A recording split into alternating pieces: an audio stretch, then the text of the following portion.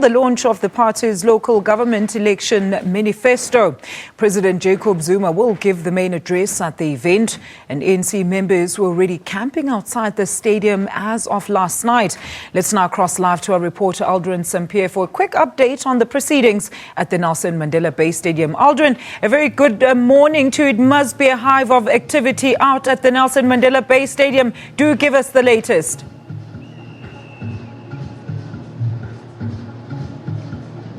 While ANC members continue to make their way here to the Nelson Mandela Bay Stadium, and as you can see behind me, the stage is set for President Jacob Zuma to launch the ANC's Election Manifesto for 2016. And as we've been saying throughout, come the 3rd of August, the ANC wants your mark to be next to the ANC logo, and the ANC is going all out. The ANC says that it's expecting more than 100,000 supporters and members to be making their way to the stadium. Earlier on, or yesterday rather, the Secretary General of the ANC, Gwede Mantashe, also indicating that they're expecting about 1,000 buses. And right now, joining me here at the stadium is ANC NEC member and Minister of Home Affairs. Thank you so much for joining us. Just looking at the number of people that have arrived right now at this moment, what do you make of that?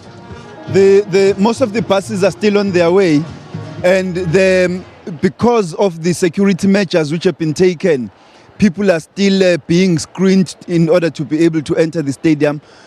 Already, as it is, the stadium is the attendance is picking up quite nicely. You can see the vibe, you can hear the vibe. We're quite excited about what we're seeing. We do expect record numbers for this stadium, including at the overflows. As the Secretary General was saying, we do expect about 100,000 people. There was a great excitement and enthusiasm as we were doing the mobilization around the Nelson Mandela Bay. And so we're quite excited and have high expectations.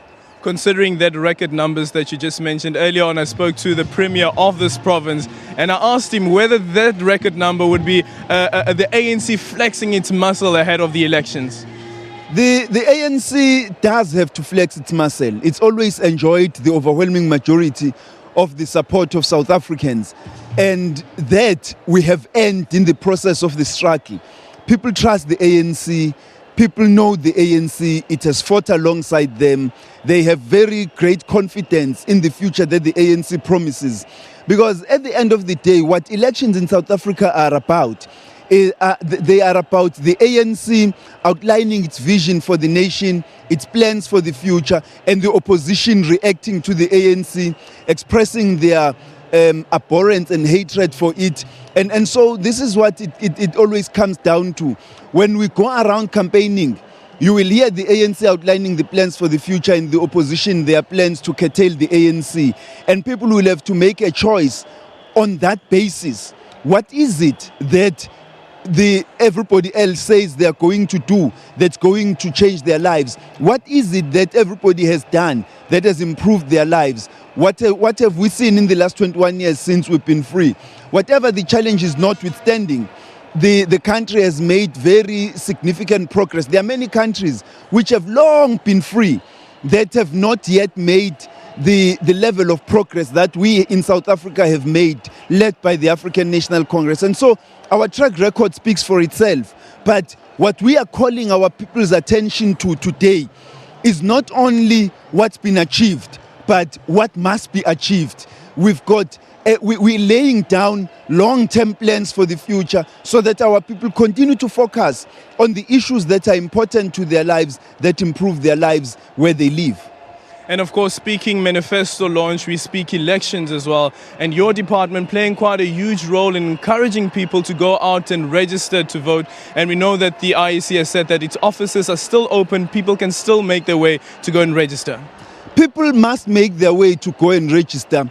Those who have registered before must check whether their details are still correct. Those who have moved places must go re-register. For example, I am going to re-register in Tshwane. I've been voting at home at Mandeni all along. I have to re-register at Tshwane because the demands of the election campaigning are such that it would be more convenient for me if I vote at Tshwane.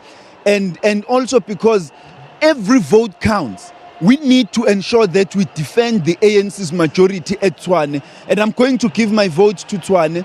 Not that we don't need it at home at Mandeni, but I think that at Tshwane it's needed even more.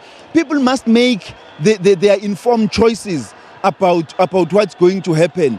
The Department of Home Affairs is playing its part, ensuring that people do receive their IDs on time. We've called on South Africans, especially those that had not collected their ID cards, to come and fetch them from Home Affairs offices. We've said we will not destroy any ID cards during this period if they are uncollected. People have been responding. They've heeded our message. They've come to collect their cards. Even more numbers are coming.